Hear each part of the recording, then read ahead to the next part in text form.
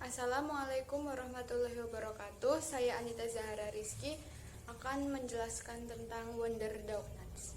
Hal yang akan saya jelaskan tentang pemasaran produk seperti produk, place atau tempat, price atau harga, dan promotion. Produk merupakan inti dari pemasaran. Produk meliputi cover, isi hingga pengemasan. Dalam produk Wonder Donuts, kami menyediakan beberapa varian topping seperti kacang coklat, coklat almond, matcha, red velvet, dan tiramisu.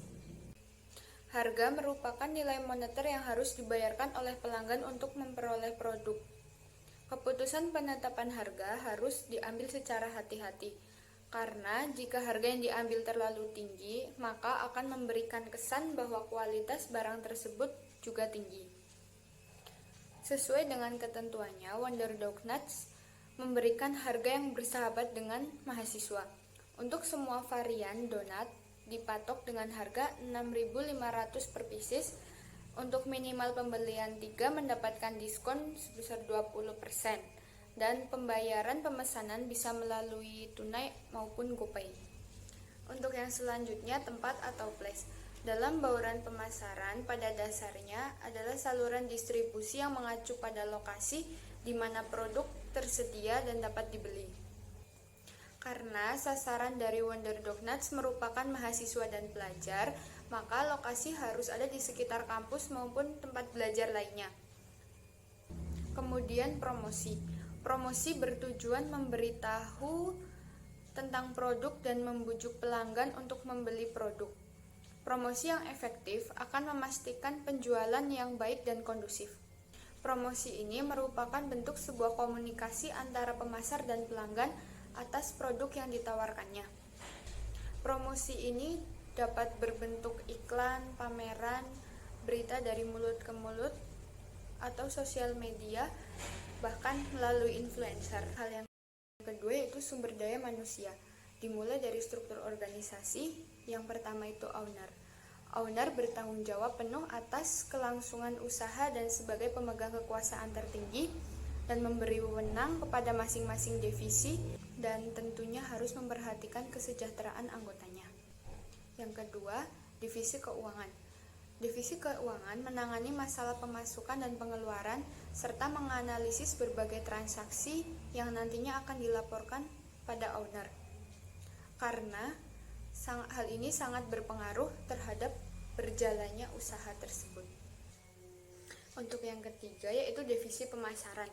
Divisi pemasaran bertugas mengatur promosi atau penjualan produk terhadap konsumen baik dari online maupun secara offline. Yang keempat, divisi pelayanan. Terdiri dari 5 karyawan, 3 karyawan sebagai pramusaji, dan 2 karyawan sebagai cleaning service. Yang kelima, divisi produksi. Divisi produksi bertugas mengatur proses produksi atau pembuatan produk mulai dari input hingga output. Yang keenam, pegawai. Pegawai bertugas dalam serangkaian produksi dan membantu divisi produksi dalam mengatur pesanan produk. Untuk kompensasi, untuk 2 karyawan sebagai cleaning service dibayar dengan 1.500.000 per bulan dan 3 karyawan sebagai pramusaji dibayar dengan 2 juta per bulan. Bonus untuk penjualan minimal 2.000 per hari dan asuransi untuk mereka yang bekerja. Fasilitas yang mereka dapatkan diantaranya makan siang dan sore dan wifi gratis. Selanjutnya, proses operasi atau proses produksi merupakan kegiatan yang melibatkan tenaga, peralatan, bahan untuk menghasilkan produk yang bernilai lebih. Sebagai owner, saya menginginkan yang terbaik untuk konsumen saya. Maka dari itu, saya membuat sendiri agar produk sesuai dengan yang saya inginkan dan sesuai yang saya harapkan. Untuk proses input, untuk bahan baku kami menggunakan tepung terigu, vermipan, gula pasir, dan gula halus. Untuk yang proses produksi, yang pertama itu pencampuran bahan. Campurkan 500 gram tepung terigu, 60 gram gula pasir, 5 gram vermipan, 2 kuning telur. Aduk hingga rata. Dan masukkan 60 gram mentega dan 6 gram garam, lalu uleni hingga adonan kalis dan elastis. Untuk yang kedua yaitu mencetak. Cetak adonan menggunakan cetakan donat. Untuk yang ketiga, proofing. Proofing selama kurang lebih 40 menit. Proofing merupakan pengistirahatan adonan setelah adonan tercampur rata dan kalis, supaya bahan mengembang dengan sempurna. Untuk yang keempat, penggorengan. Goreng donat menggunakan api sedang, cenderung kecil hingga kuning keemasan. Yang kelima, pemberian topping. Beri topping sesuai dengan daftar menu yang telah disediakan untuk output berupa donat. Untuk yang terakhir yaitu bagian keuangan. Sebagai seorang pengusaha harus paham bagaimana cara mengelola segala segi keuangan.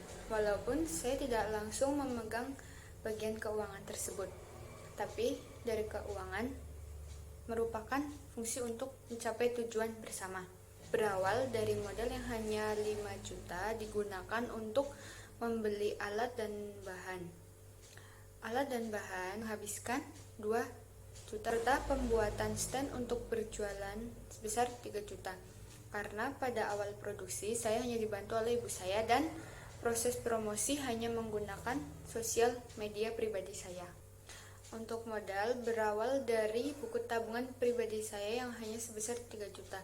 Karena cara ini merupakan cara termudah yang dapat dilakukan.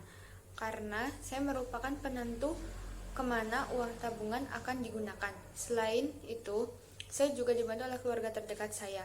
Karena dengan cara ini untuk mendapatkan modal kemungkinan tidak menggunakan jaminan bebas bunga, berbeda dengan pinjaman di bank. Sekian penjelasan dari saya. Terima kasih. Wassalamualaikum warahmatullahi wabarakatuh.